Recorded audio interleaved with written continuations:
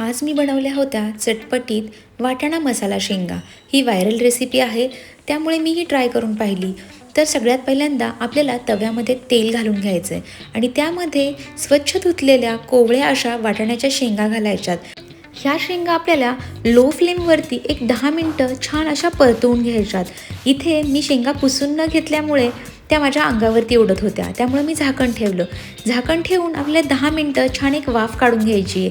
10 मिनटानंतरनं शेंगांचा काही कलर अशा पद्धतीने चेंज होतो.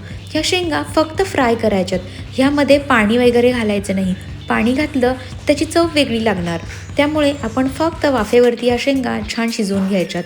नंतर त्यामध्ये सुके मसाले, तिखट, मीठ, हळद, थोडंसं मीठ आणि वरून लिंबू पिळून घ्यायचं आहे. लिंबू पिळल्यामुळे ह्याला खूप छान अशी चटपटीत अशी चव येते. तर मसाल्याच्या शेंगा ज्या आहेत त्या मसाला टाकून छान अशा फ्राय करून घ्यायच्यात. मसाला छान पद्धतीने त्याला कोट झाला पाहिजे. मसाला टाकून एक 5 मिनटं छान शेंगा परत एकदा परतून घ्यायच्यात. त्यानंतरनं शेंगा काहीशा अशा दिसतात. तर तयार आहे आपली व्हायरल वाटाणा मसाला शेंगांची रेसिपी. मी स्वतः ही रेसिपी ट्राय केली आणि ती मला पर्सनली खूप आवडली. खूप चटपटीत अशा शेंगा लागत होत्या.